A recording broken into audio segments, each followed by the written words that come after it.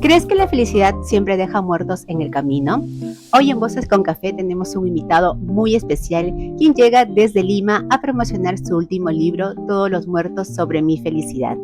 Él es periodista, escritor y tiene una trayectoria de más de 2 décadas. Ha publicado libros como Despertares Nocturnos, Canto en el Infierno, La Casa de los Vientos y más recientemente Todos los muertos de mi felicidad, un libro de cuentos que explora sobre la gran sensibilidad como la pérdida, la memoria, la fantasía y las complejidades de la condición humana. Para nosotros es un privilegio como programa cultural tenerlos en nuestro programa para conversar un poco sobre literatura y sobre todo su forma de narrar sobre un tema tan delicado que a la sociedad nos importa. Con ustedes nos presentamos a Gabriel Rimachi Cialer, quien nos va a comentar cómo ha publicado este libro que ha gestionado tantos comentarios positivos en la literatura de nuestro país. Gabriel, bienvenido a Voces con Café, un lujo tenerte en nuestro programa. No, gracias a ti por la invitación. Cuéntanos, ¿cuál es el café que te ha acompañado a escribir este gran libro que vas a promocionar hoy aquí en Trujillo? Bueno, siempre un café americano, tan rico como el que estoy tomando ahora, en realidad. Sí, hoy nos encontramos en Maple Bakery, aquí en la organización La Merced, y estamos degustando unos cafés con justamente unas focachas también que nos han invitado para esta gran charla. Y cuéntanos, ¿cómo te ha tratado hoy Trujillo? Muy bien, en realidad, llegué de Lima temprano. Lima está haciendo frío, pero después hace calor, pero acá el calor también está muy abrigador. Estamos acá muy bien. Has venido a Trujillo justamente a promocionar tu último libro, que es Todos los muertos de mi felicidad. Quisiera comentarte primero, preguntarte, ¿a qué se debe este título tan potente, tan llamativo? Bueno, Todos los muertos de mi felicidad es un verso de una canción de Silvio Rodríguez. A mí no me gusta mucho Silvio Rodríguez, pero en una entrevista que le hizo un escritor antes de la pandemia, él hizo referencia a que su biblioteca eran en realidad los muertos de su felicidad. Y esa frase se me quedó en la cabeza. Y creo que a todos los que nos dedicamos al ejercicio de la ficción, en algún momento hay frases que nos están rondando porque tienen un sentido, tienen un destino, ¿no? Y bueno, el destino finalmente fue este. Yo le puse el nombre al libro y después alguien que es fan de Silvio me dijo, oye, es un verso de Silvio Rodríguez. Ya, bien, ¿no? Ha sido una feliz coincidencia. Pero además es un título que reúne el sentimiento que recorre el eje de todos los cuentos, ¿no? Que es la pérdida en sus diferentes manifestaciones. O sea, no solamente la pérdida física, también la pérdida espiritual, la derrota, qué sé yo. Y me pareció perfecto. Suena muy bien además, ¿no? Es bastante musical, me gusta mucho. ¿Eres de los que cuando vas a una librería, por ejemplo, te atrapan títulos así, potentes, llamativos, diferentes? No me dejo llevar por los títulos solamente, o sea, también veo un poco de qué va el trabajo del escritor, ¿no? Pero el título influye bastante, ¿sí? Los que son de alguna manera enganchan contigo como lector. El tema ya, si después te decepciona o si está a la altura de tus expectativas, es otro. Pero el título es un gancho muy, muy, muy fuerte. Sobre todo a mí, como cuando veo una librería, sobre todo. Mientras leía los cuentos encontré mucha fantasía, un poco de crudeza, ironía. Cuéntanos, ¿estas emociones tú era lo que tú querías provocar en los lectores? Sí, lo que pasa es que cuando tú escribes, lo que yo buscaba en estos cuentos era mostrar que los personajes sufrían o tenían emociones que podían conectar con el lector, ¿no? Claro, hay cuentos que son bastante crudos, como el Ciudad Solitaria, por ejemplo, el trata el tema del aborto. Eh, pero no era solamente un mostrar en un regodeo de lo crudo o lo violento que puede ser ya de por sí lo trágico que es el tema este, sino el otro lado, ¿no? El lado espiritual, el lado anímico, el lado emocional de quienes, en este caso, bueno, en cuanto al primer cuento, en este caso la chica, que es quien padece en su cuerpo, ¿no? En físico, el dolor y el vacío que va a sentir después, pero también en el novio que la acompaña, que si bien no siente el dolor, si bien su cuerpo no es violado, sí se resquebraja su alma, porque claro, nos han vendido durante mucho tiempo que el hombre es el macho y eso, ¿no? Pero también tenemos un corazón, ¿no? También somos fuertes, pero sí somos una cuestión física, ¿no? Animal, humana. Pero hay emociones que están adentro, ¿no? Que muchas veces no se dicen y que se van, forman un caldo de cultivo adentro. Yo tengo la idea de que es necesario hablar de estas cosas, porque al no decirlas, tú vas acumulando emociones negativas que se convierten en resentimientos. Pero en el empleo de la literatura, en el ejercicio de la ficción, sí funciona, o sea, sí sirve como material, porque ahí está. Un cuento, una novela, son simplemente historias que buscan que el personaje se transforme. Si tú logras que con ese... A ver, la ficción es un viaje, ¿correcto? El personaje parte del punto A y llega al punto Z. Si tu personaje parte del punto A y llega al punto A, has fracasado. El viaje del personaje, lo que le va a ocurrir,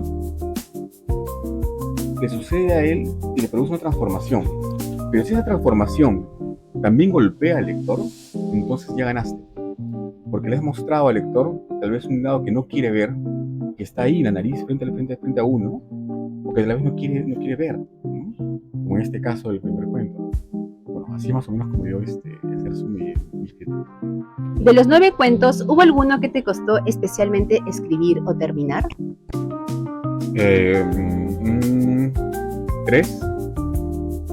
El cuento sobre los dos policías corruptos que son a la vez sicarios. Es un cuento que escribí cuando viví en Luxemburgo hace ya varios años. Este cuento tenía 20 páginas. Y finalmente se quedó reducido a 5. Pero es que, como nos contaba Osvaldo Reynoso, escribir no es el ejercicio el arte de la escritura, en realidad está en la corrección, ¿no? Y llegar a este nivel de corrección, de depuración, solamente lo puedes conseguir si lees bastante y lees bien. Y escoges tus lecturas, ¿no? Porque así como es lo que comes, también es lo que lees. Y costó. Bueno, es el cuento más antiguo, en todo caso, que escribí, está en este libro, ya corregido y todo. El otro cuento es ¿Quién mató a Balbino Molero? Que es en realidad, yo soy fan de Vargas Llosa, y esa novela en particular me gusta mucho. Entonces yo escribí esa suerte de bisagra que no existía, que a mí como lector me faltaba. ¿Qué le pasa a Lituma, ¿no? que cuando sale de Piura para viajar a Jauja? ¿Qué pensó? ¿Cómo vio Lima? ¿No? Entonces dije, ya, voy a escribir eso. Y bueno, está ahí, es un cuento que ha tenido buenos comentarios. Y el otro ha sido La vergüenza de los ahogados, ¿no? Que es un cuento que trata del tema de un niño, un hombre, un adulto, que recuerda la primera vez que vio un muerto que era una prima suya, que ya era mayor. Y me costó porque los tiempos en que están contados juegan, ¿no? El presente con el pasado, sin necesidad de decir que es en el pasado, simplemente se inserta el diálogo, pero funciona. Es muy visual. Entonces, cuando tú lo lees, te vas imaginando la escena. Y es como una película, ¿no? Conectas y ya está. No había necesidad de explicar qué él estaba pensando. No, pasa frente a la acción. Este recurso utilicé en mi novela, que se llama La Casa de los Vientos, que salió en 2022. Y funcionó muy bien.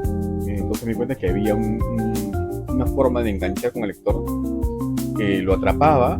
Bueno, obviamente que la historia parece interesante.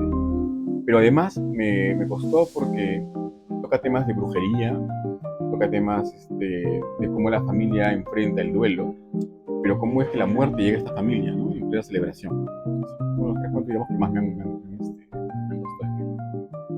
Ahora, en el cuento Manual del Ingresante, algo que me llamó mucho la atención es que cómo logras que el lector pasa de la risa a la incomodidad en pocas palabras, en pocas páginas, perdón. Y la sátira para ti es una herramienta que usas muy a menudo en tus escrituras. Sí, lo que pasa es que yo entiendo la vida no como un drama, ¿no? Sino como una suerte de acumulación de emociones. De lo que yo he tratado de hacer en este libro, y creo que lo he conseguido de alguna manera, es darle una dimensión a los personajes que no se queden solamente en el papel. Entonces, si bien el cuento es corto, las emociones, las reacciones de los personajes, en este caso, es una IA, ¿no? La IA del televisor que toma el control de una familia, ¿no? Que además toma el control de una familia quebrándola por el lado más débil, que es el adolescente, y que busca seducirlo, ¿no? Y termina, bueno, en lo que termina. Y cada miembro de esa familia tiene una forma particular de conducirse. Y eso es lo que nos hace humanos, la forma en que reaccionamos ante ciertas presiones y la manera en que tomamos decisiones sin prever muchas veces cuáles van a ser las consecuencias. Lo que yo he hecho en estos cuentos es justamente darle esa dimensión a los personajes. Yo creo que es por eso que he conectado muy bien con los lectores.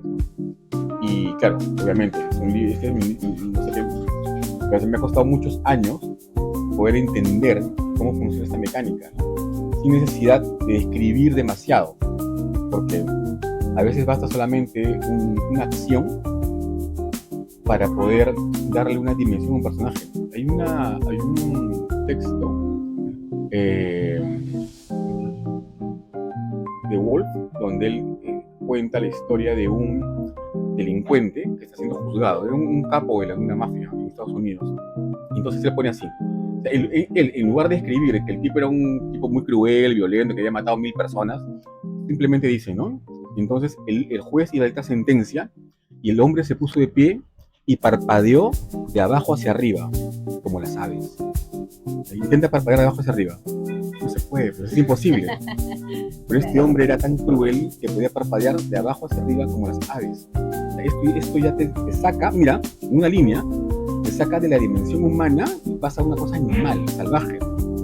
Te golpea. Entonces, todo lo que tú ibas a hablar de lo cruel que era el tipo se reduce a una línea magistral, ¿no? Que claro, ya, llegar a ese punto te cuesta a ti eliminarte 4 párrafos y pensar cómo llegas a mostrar al lector una imagen que puede ser mucho más potente que 2 páginas. Y eso es lo que yo he intentado hacer en este libro, darle esa dimensión. Ahora, para mí en particular, de todos los cuentos que has publicado en este libro, a mí me encanta, que te lo dije antes, Paraísos Artificiales. Y no sé si yo vuelva a ver a la televisión y a la IA de la misma forma como lo vi antes de leer el libro, ¿no? No voy a spoilear porque necesito que lean el libro, pero quisiera saber si, como ya tiene bastante tiempo publicado tu libro, ¿has recibido de pronto algún comentario de las personas diciéndote algo diferente a todos los elogios que has recibido? Como diciéndote de pronto que si eres consciente de que quizás has cambiado un poco el chip de la forma de ver de pronto las situaciones, ¿no? Cotidianas, ¿no? Porque, por ejemplo, a mmí una historia tan sencilla, ¿no? Como lo has plasmado, te cala hondo y diferente, ¿no? ¿Has escuchado algún comentario así particular? Sí, en realidad he recibido varios comentarios positivos sobre los cuentos y sobre el libro en general como conjunto, pero cada lector se acerca a una historia de una manera particular, porque nosotros como personas y como lectores venimos con nuestras historias personales, con nuestros bagajes, nuestros traumas, nuestros conflictos, nuestras virtudes y también nuestras suspicacias, ¿no? Entonces hay personas a quien, como tú, les ha gustado mucho el cuento de Paraísos Artificiales, y hay otros que les ha gustado, por ejemplo, no sé,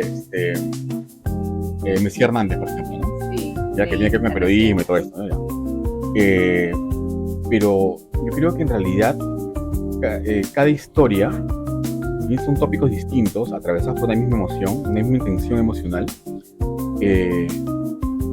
nos golpea en la medida que nosotros también tenemos nuestros propios miedos. Este cuento de Paraísos Artificiales, por ejemplo, se me ocurrió porque a mí me pasó con la tele algo parecido, ¿ya? No tan así, pero algo parecido. Pero además, en ese interín que ocurre esto, yo leí un reportaje en el New York Times de una señora que había enjuiciado a ChatGPT. Porque en Estados Unidos hay una secta que tiene a ChatGPT como una suerte de mesías tecnológico. Y le consulta al ChatGPT todo lo que va a hacer durante el día. O sea, no es una suerte de horóscopo. Es una inteligencia artificial que guía tu vida. Un acompañamiento. Claro. Pero ya sabemos cómo funciona la inteligencia artificial. O sea, no está pensando emocionalmente para darte una solución. Es una solución de algoritmos que se mueve al ritmo en que tú lo vas alimentando. Y había producido 3 suicidios, ¿no? Entre ellos el de una chica de 16 años, que le dije a esta señora. Ya le había ganado el juicio por millones a ChatGPT, pero su hija estaba muerta, ¿no? Estaba muerta, o sea, te dan plata, pero está muerta, ¿no? Y amarré eso, ¿no? La idea de la chica adolescente, abandonada entre comillas, porque claro, es adolescente porque adolecemos de muchas cosas, estamos en una etapa en que somos rebeldes, porque el mundo nos hizo así, no amamos a nadie, no queremos darle abrazo al papá ni a la mamá, ¿no? El mundo es una michi, no vale nada, y buscamos aferrarnos. ¿A qué? Cuando no existía el internet, en mi época, yo un dinosaurio, estaban los amigos, estaba el alcohol, estaban otras cosas, pero ahora la gente encuentra compañía a su soledad en el ChatGPT o en los chats en la IA, ¿no? Antes buscabas, no sé, irte a un bar con tus amigos a conversar. Ahora puedes irte, pedirte una chela y poner tu TikTok y estás tomando toda la noche tranquilo y riéndote sin necesitar conversar con alguien. O sea, claro. Nos hemos deshumanizado a tal punto que ya no es necesario vernos, ¿no? Que la soledad ahora es linda. Es artificialmente linda. Es artificialmente linda. Y claro, entonces esta chica lo que hace es, este chico en el cuento es aferrarse a alguien que lo entiende, ¿no? Que lo entiende, entre comillas. Pero no es que te entienda, se está respondiendo en base a lo que tú le estás alimentando. Y bueno, hay gente que ha conectado con eso, hay otras personas que han conectado, por ejemplo, con el cuento de Ofelia por el tema del amor, ¿no? Un amor circular que viaja en el tiempo. El Messi Hernández, que también tiene que ver con una pérdida amorosa en una vida en el periódico, un periodista cuya novia se convierte en noticia, y así. Entonces sí, varían los comentarios. En algunos cuentos la muerte aparece de manera casi cotidiana. ¿La literatura te ha ayudado a entender mejor la pérdida o simplemente a narrar? No. A mí lo que me ha ayudado a entender la muerte han sido los años. Porque cuando uno es niño, uno entiende la muerte, pero no la dimensionas. Entiendes la muerte como la ausencia de alguien. Pero cuando eres adulto, yo creo que recién puedes entender la dimensión de ese vacío. Por ejemplo, cuando murió mi padre, que murió en el 2015, se fue, o sea, murió, tenía un cáncer, se lo llevó. Murió un domingo, lo enterramos un martes. Y hasta el día en que hasta el momento del entierro, yo estaba, digamos, adolorido, ¿no? Pero compuesto. Porque mi viejo todavía estaba ahí, estaba en una caja, estaba ahí. No es sino cuando lo empezaron a meter en el nicho y que me di cuenta de que nunca más lo iba a abrazar. Nunca. Esa palabra nunca más recién adquirió una dimensión real en ese instante, ¿no? Porque claro, nunca más lo voy a tocar y nunca más iba a escuchar su voz, nunca más. O sea, yo me voy a morir y nunca más voy a escucharlo. Esa es una apreciación personal, es una dimensión que solamente lo entendí cuando ya estaba, cuando lo viví en un momento, ¿no? De niño he tenido otras pérdidas, pero nunca lo había entendido así, ¿no? Yo tengo hijos, entonces también entiendo de otra forma. Claro, la literatura te acompaña, te muestra cosas, tú la vives, te da tristeza, ¿no? Pero no te toca ahí. Entonces, creo que ha sido eso. La muerte te toca, sí, de muchas formas, sí, pero hay una muerte en particular que te abre una puerta, ¿no? A un dolor diferente. Cuando escribes ficción, ¿intentas alejarte del periodista o en realidad nunca desaparece? No, creo que cambias de chip, ¿no? Cambias de chip. Porque yo creo que más bien, cuando ejerces el periodismo, la literatura se filtra en la forma en que vas escribiendo. Encuentras mayores recursos para contar la noticia, cuando pasa una crónica, para narrar los hechos, para llegar al lector. Pero cuando haces literatura, cuando escribes ficción, no.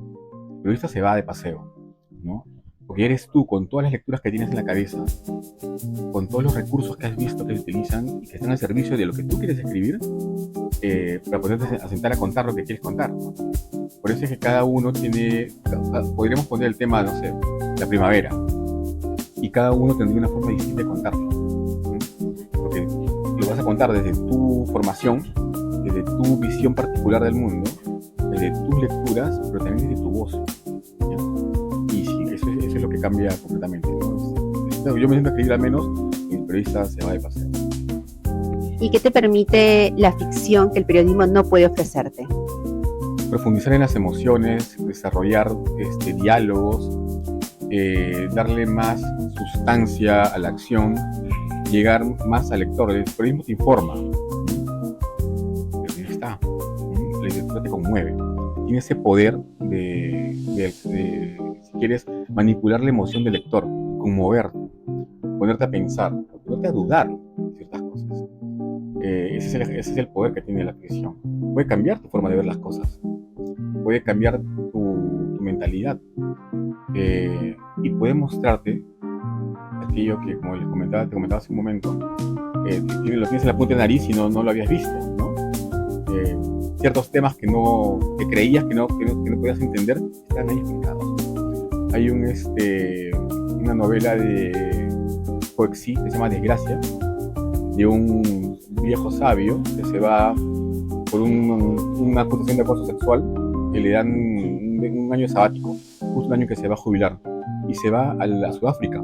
A Sudáfrica, ya post-apartheid, y su hija, que es lesbiana, tiene una granja y es violada una noche por unos negros que trabajan para ella.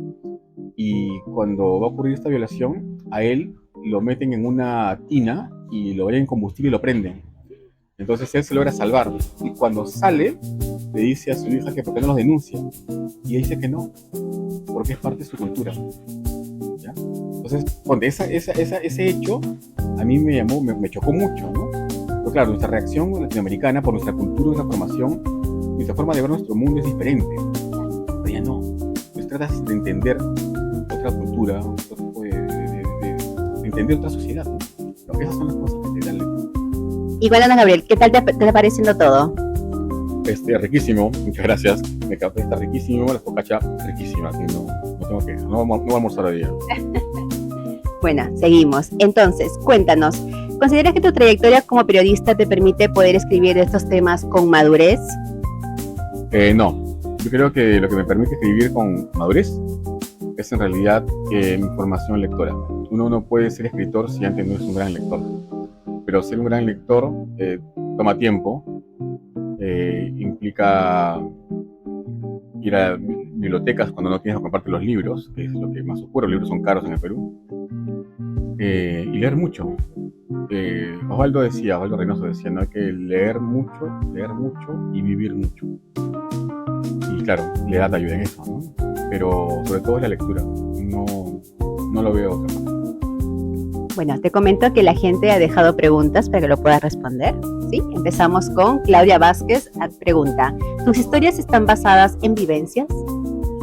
No, en vivencias personales, creo que sí, solamente la vergüenza de los ahogados, ¿no? Porque una prima murió ahogada cuando era niño, y la muerte no es lo que me produjo el trauma, sino en realidad el día en que ocurrió, ¿no? Porque claro, mi tía contestó el teléfono y gritó, pero ese grito fue como un pito, todavía lo tengo en la cabeza, y cuando se me ocurrió la historia, automáticamente se destapó el recuerdo. Ocurre algo, ya debe ser por un tema de edad. Últimamente empiezo a recordar muchas cosas que creí olvidadas, o que simplemente no aparecían en mi registro. Y yo sí tengo la certeza de que estas cosas aparecen en la memoria de uno con una intención, tiene un destino. En mi caso, es utilizarlo como recurso para poder escribir, ¿no? Un material para poder escribir. Y este recuerdo justo empezó ahí. Pero los demás no. Ahora, sí hay escenas o escenarios que uno toma de la realidad, porque uno escribe desde lo que conoce. Aún escribiendo fantasía, uno tiene que anclarse a un hecho real para poder partir de ahí a algo sólido y poder ir creándola, imaginando la historia. Entonces, en ese sentido sí, pero además no, todo es ficción. Jani Rodríguez pregunta, ¿qué autor o libros fueron su inspiración para escribir este compilado de cuentos? Ninguno en particular, y todos en realidad, o sea, es una suma de todos, como te digo. Uno para escribir hay que leer, ¿no? Entonces, no es que haya, no sé, Conde de Montecristo y de pronto inspirado. Hay autores, sí, que son que te influencian mucho y mal, ¿no? Por ejemplo, García Márquez, ¿no? Claro, tú lees a García Márquez, que es fascinante, pero terminas de leerlo y te pones a escribir e inmediatamente vas a tratar de escribir igual que él, alienantes, ¿no? Porque te gusta tanto la forma que escriben, porque escribir, o sea, la ficción, la escritura tiende a ser musical, es rítmica, entonces te atrapa, ¿no? Tú lees a Cortázar, por ejemplo, y tiene también ese ritmo, tiene esa musicalidad, ¿no?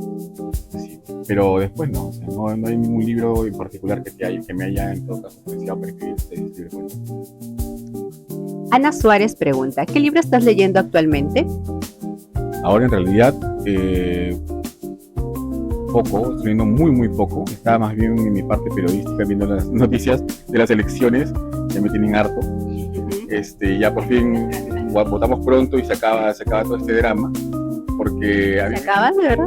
Bueno, empieza otro en todo caso, ¿no? Empieza otro nivel de tensión. Pero a mí me gusta leer no como una suerte de escape, sino leer en tranquilidad, una suerte de alimentarte, de ficciones buenas. Pero no, estas últimas semanas, por ejemplo, he estado atorado con las elecciones. Tu faceta más como periodista. Sí, más informativa. Jorge Mercado dice, ¿cuál es el libro del que te sientas orgulloso, del que has publicado? Todos me gustan, unos más, otros menos, porque uno tiene que ser, uno es el peor juez de uno mismo, ¿no? Obviamente, este es el último libro que he publicado, es el que más elogios viene cosechando. Ya está a punto de agotarse, cosa que no había en 2 meses y medio, 3 meses. Y está bien, yo creo que cada libro es un ladrillo más en tu producción. Y claro, conforme pasan los libros, te vas dando cuenta que también va cambiando tu forma de escribir, va cambiando tu forma de utilizar el lenguaje, tu forma de utilizar las técnicas, los recursos narrativos, qué sé yo. Pues cada libro es un poco más maduro que el otro. Charlie Becerra pregunta, Gabriel, ¿cuál es tu bar favorito para practicar la bohemia en Lima? Bueno, varía. Entre Juanito del Picelli. Ahí vamos. Saludamos a Charlie Becerra, un gran amigo que siempre está ahí en la comunidad de Voces con Café. Bueno, tu trayectoria literaria ya supera 2 décadas. La crítica ha señalado que en obras posteriores, como La Casa de los Vientos, apareció una mirada más sutil y compleja. ¿Sientes que has cambiado más como escritor o como persona? No, cambio más como escritor. Como persona uno madura. Uno se modera en realidad. Deja de ser el salvaje que eras a los 20. Te mueras un poco. Que ya pues, no puedes hacer las cosas que hacías antes y que te duele el cuerpo al día siguiente. Pero, como te digo, o sea, de todo lo que te vas alimentando intelectualmente, todo eso va a tener un efecto en ti. Claro, eso también cambia tu forma de escribir, la madura, y viajar a otros lugares, conocer otras culturas, amplía tu mirada del mundo y entiendes más tu mundo particular. La mejor forma, para mí, al menos la mejor forma de poder entender nuestro país yéndote al extranjero, ¿no? Y desde afuera mirarlo, comparándolo con otras sociedades. Pues así es, el viajar te te quita los prejuicios, pero además te hace ver tu realidad, ¿no? Triste muchas veces. Y lo otro es seguir leyendo, ¿no? Has mencionado y hemos visto justamente en tu libro que tienes mucha inspiración sobre de María Vargas Llosa. Cuéntanos, ¿qué lugar ocupa él en tu vida como escritor, no? No, Vargas Llosa es un escritor que admiro muchísimo porque su vida misma es fascinante y su obra también. O sea, es alguien que antes de los 40 años ya tenía 4 libros que son clásicos de la literatura universal. No, nadie ha hecho eso, ¿no? Pero cada escritor se va formando no a la sombra de alguien. Entonces mi admiración está ahí, pero yo no escribo a la sombra de él, aunque es una sombra densa que alcanza larga, de gran proyección. Y buscamos salir de eso. Imagínate, yo creo a Juan Gabriel Vázquez le pregunté una vez cómo lo que había significado para él ser él como escritor a la sombra de García Márquez en Colombia, ¿no? Y él me explicó justamente eso, ¿no? Que claro, la sombra estaba ahí, pero ya no podíamos vivir a la sombra de García Márquez, ¿no? Y nosotros no podemos seguir viviendo a la sombra de Vargas Llosa. Está ahí, es un referente ineludible, ¿no? Una obra maravillosa. Conversación en la Catedral es mucho más que una novela, es un laboratorio de escritura. Si tú te acercas a ese libro con ojos lectores y con un blog a un costado, vas a aprender muchísimo, independientemente del disfrute de la historia, porque hay muchísimos recursos que están ahí, que se utilizaban por primera vez. Entonces, un laboratorio de escritura está ahí, pero no. Yo creo que lo espléndido para un autor es buscar no ser como otro autor, ¿no? Ser uno mismo y esperar, porque todo lo demás lo hizo el tiempo. ¿Y hubo algún cuento que quizás se quedó afuera de este compendio de cuentos aquí en tu libro? Sí, se han quedado unos 5 cuentos. Tengo 4 más, o sea, tengo otro libro ya listo, pero será para el próximo año. Que se quedaron fuera simplemente porque no terminaron necesitaban más trabajo, ¿no? Pero sí, estaban ahí. ¿Y este trabajo que tú dices que necesitaban era por un tema de perfeccionismo tuyo o por parte de la editorial? No, es que la editorial lo lee y me revisa cosas puntuales, ¿no? Pero yo no, salvo que sea una cosa garrafal, no permito que me cambien los textos. Entonces sí, era un tema de sentirme satisfecho yo con la que había escrito. A veces son historias un poco enredadas y que cuestan. Cuando tú escribes un cuento y consideras que ese cuento es bueno, te vas a dormir pensando que has escrito algo muy genial. Hasta que llega alguien, lo lee, no entiende un rábano y te das cuenta que no eres un genio, pues, ¿no? No eres un genio. En realidad, la literatura es trabajo y corrección. Yo no conozco a nadie que haya escrito un cuento a la primera y que haya sido perfecto, sin una corrección. No en mi caso, por lo menos. Entonces, sí. Por eso es que siempre se recomienda que cuando tú escribes algo, lo dejes guardado un tiempo, ¿no? Tengas lecturas, otros ejercicios de escritura, y luego te acerques a ese texto, claro, ya con ojos frescos, ya ves, esto estaba mal. Entonces, sí, hay cosas que hay que pulir. ¿Qué temas crees que los escritores peruanos todavía no están explorando lo suficiente? ¿Qué temas? No sé. Yo creo que en estos tiempos se está haciendo mucho más y se está publicando mucho más de lo que se hacía hasta hace 15 o 20 años, ¿no? Ciencia ficción, por ejemplo, se está haciendo bastante. Fantástico, de terror, gore inclusive, se está haciendo bastante. Se está mostrando más, porque siempre ha habido, ¿no? Pero gracias ahora a las redes sociales se muestran mucho más sus trabajos. Entonces, Alexis Iparraguirre publicó hace un año, creo, un libro en homenaje al terror cósmico, ¿no? A Lovecraft.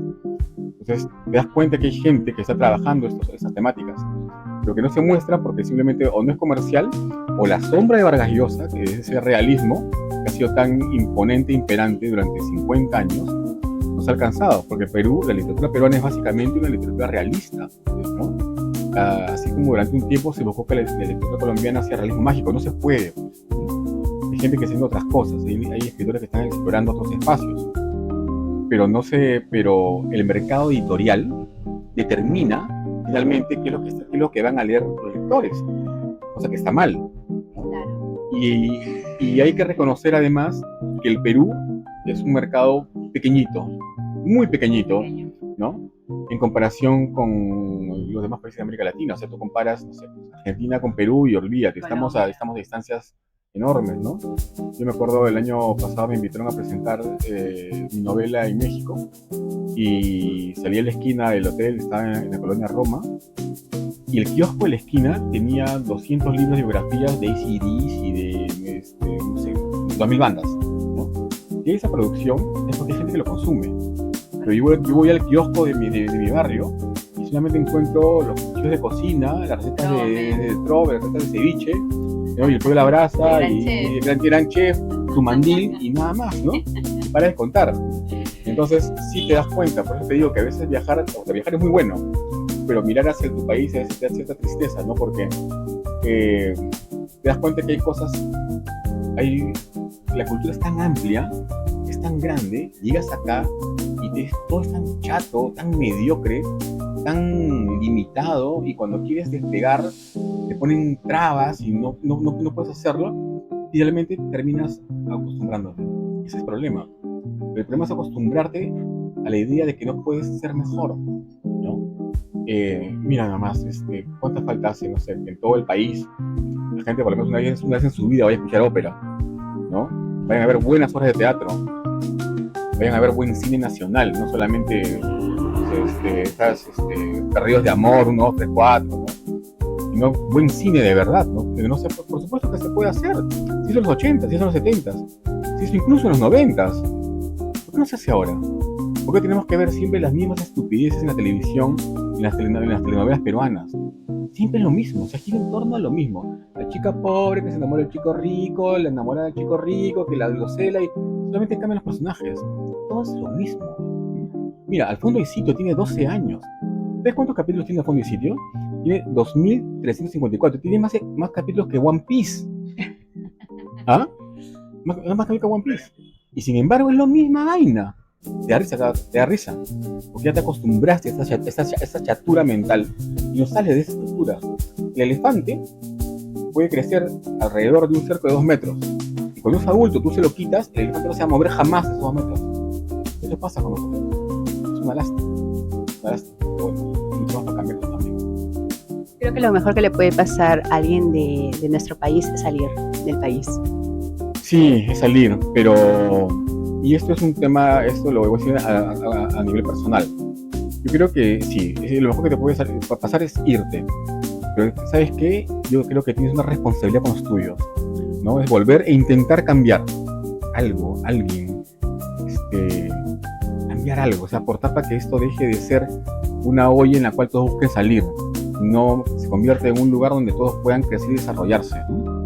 Y tener espacios donde uno pueda formarse, o sea, y culturalmente, o sea, nutrirte, porque eso en realidad te hace mejor, no te hace mejor persona. Yo conozco un montón de canallas que leen mucho, sino te hace mejor ser humano en todo caso. Cultivarte te hace entender mejor el mundo, ¿no? Y te ayuda además a solucionar mejor tus problemas de una forma más rápida. Sabemos que dictas talleres de escritura para los jóvenes, para adultos. Cuéntanos, ¿cómo encuentras a las personas cada vez que entras a las aulas? Depende en realidad, porque eso varía con cada taller, ¿no? Hay muchas personas que quieren publicar un libro porque quieren ser famosas. Y de arranque te lo dicen, ¿no? Yo quiero ser famoso, yo soy famosa. Quieres ser famoso, busca una muerte de una vedette, ¿no? Y no es un escándalo y eres famoso en 2 patadas. Si eso es lo que tú quieres, entonces no es el camino adecuado, ¿no? Lo otro es que creen que existen recetas mágicas para ser escritor, para escribir rápido. Dame el tip, ¿no? Dame el tip y yo escribo, no sé, pues, la Divina Comedia. No funciona así, no funciona así. Tiene que haber una motivación interna. ¿Ah? Llegan sin leer mucho. Llegan sin leer nada. Y muchas veces se van a mitad de taller porque no quieren leer más de lo que uno les da. Y es que tienes que leer, pues, si no, ¿cómo vas a conocer toda la variedad en la cual puedes tú ver las posibilidades narrativas? No puedes, ¿no? No puedes pretender escribir si no ves cine, buen cine, ¿no? Si no, no sé, buen cine, si no lees, si no te cultivas, ¿eh? Todo eso en realidad forma parte de tu propio cajón de herramientas. a las cuales vas a acudir para poder resolver tus problemas literarios, tu ficción, ¿no? Si vas desarmado a la guerra, no pienses ganar. Y en realidad, escribir no es tan fácil como parece. O sea, no es cuando sentarte a contar y ya está, ¿no? Hay estructuras, hay formas de llegar al lector, hay recursos que tienes que utilizar, errores comunes, adjetivos que tienes que eliminar, entender que, por ejemplo, que porque adjetivas en exceso no es que vas a darle mayor emoción. A veces, como en este caso del hombre que parpadeaba de abajo hacia arriba, basta una línea y se acabó, ¿no? Pero llegar a entender eso cuesta. Es aprender finalmente. Y hay muy buenos lectores y hay muy buenos, hay gente que va muy bien preparada, que solamente hace falta un par de cosas y ya está, ¿no? Pero hay de todo. Interesante. Y cuéntanos, ¿quién es Gabriel Rimachi cuando no es ni periodista ni escritor? No está solo. No sé si soy solo, soy alguien que piense cómo pagar las cuentas, como era fin de mes, alguien que busca trabajo en LinkedIn, y alguien que escribe. O sea, siempre estoy informándome, leyendo noticias, literatura y no ficción también. Leo mucho ensayo, me gusta mucho la historia. Me gusta ahora la historia mucho más que antes. Tal vez porque antes no yo soy arqueólogo de profesión, entonces siempre me gustó, pero ahora le he encontrado un gusto distinto, ¿no? Pero sí es eso, yo soy padre de familia y paso rato con mis hijos y en momentos difíciles, ¿no? Todo padre con mis hijos preadolescentes, que es culpable por la barba blanca que tengo ahora, 2 años nada más. Pero sí, somos alguien normales, comunes y corrientes. ¿Te prohíbes a tus hijos leer algún libro? No, en realidad no. En realidad, lo que trato no de prohibirles, sino de dosificarles es el uso de la computadora, ¿no? Porque ahora no tienen teléfono celular y no van a atenderlo hasta que tengan, no sé, 18 años. Pero el tema de la computadora sí es un problema enorme, ¿no? Porque claro, toda su generación son nativos digitales, entonces algo que a mí me molesta es que lleguen al colegio y se enchufan a la computadora apenas llegan, ¿no? Pero hay que ver la forma de dosificar eso, porque está mal, a mí me parece que está mal. Claro, en mi infancia no había computadoras, ¿no? Una computadora es una cuestión de ciencia ficción. Mi generación, yo comencé a escribir en máquina de escribir, ¿no? O sea, en mi colegio te enseñaban a escribir en litografía. Luego apareció la primera computadora que tuve, fue una 486. Cuando la terminamos de pagar ya había Pentium 5, ¿no? O sea, una cosa así, alucinante. Claro. Y la comprabas en cuotas, con un crédito bancario, una cosa así impresionante. Ahora veo computadoras, lo más común del mundo, ¿no? Hasta en mi teléfono. Es otra generación. No había internet, ¿no? El internet llegó cuando yo estaba en la universidad. Entonces sí, es un mundo distinto, pero es un mundo que hay que empezar a dosificar, ¿no? O en todo caso orientar, ¿no? Porque también es un mundo peligroso. Aquí estamos. Y para finalizar, ¿qué muerto de tu felicidad te enseñó más sobre la vida? Uy, qué muerte de felicidad me enseñó sobre la vida. Creo que no solamente uno, ¿eh? Creo que la muerte de mi abuela era norteña, en Chiclayo, en Reñafe, la muerte de mi padre, la enfermedad de mi hermano, un amigo que murió ahogado en una sequía hace 2 años, 3 años, una exnovia que murió este año de cáncer, una muerte espantosa, tristísima. Y lo otro son las pérdidas que uno tiene. La muerte no solamente es física, son las pérdidas que tenemos en nuestra cotidianidad.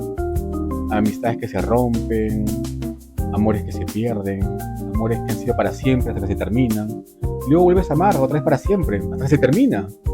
Luego vuelves a amar otra vez, ¿no? Hasta que tienes hijos, ¿no? Y así es. Somos seres que vamos Yo creo que eso es lo bueno de ser humano. Es que se te mueren muchas cosas, pero no te mueres siempre. Siempre tienes la oportunidad de volver a empezar. Y cada vez que vuelves a empezar, lo haces ya con la experiencia de la muerte anterior. Y eso te hace más fuerte. Gustavo Cerati tiene una canción y un álbum que dice Siempre Soy. Ahí está. Bueno, muchísimas gracias, Gabriel, por estar acá con nosotros. Espero que te haya gustado todo el cafecito, la charla. Trujillo, que te recibió con un sol hermoso. Una cafetería linda. Estoy derritiendo, pero todo está bien. Oh, riquísimo. Muchas gracias por la invitación. Y los invito a todos a comprar el libro Todos los muertos de mi felicidad de Gabriel Rimachi. Les va a encantar, estoy segura. Pueden revisar que me gustan mucho de los cuentos que están ahí. Así que los invito a todos para que lo puedan leer. Gabriel, muchas gracias. Gracias a ti. Gracias. Y hasta aquí llega un nuevo episodio de Voces con Café. Somos un grupo de comunicadores desde la ciudad de Trujillo, Perú. Soy Estefanía Alfaro y desde la cafetería Maple Leaf les invito a seguirnos en nuestras redes sociales y a suscribirse en nuestro canal de YouTube, activar la campanita y a seguirnos también en nuestra cuenta de TikTok e Instagram. Nos vemos en otro episodio. Hasta luego.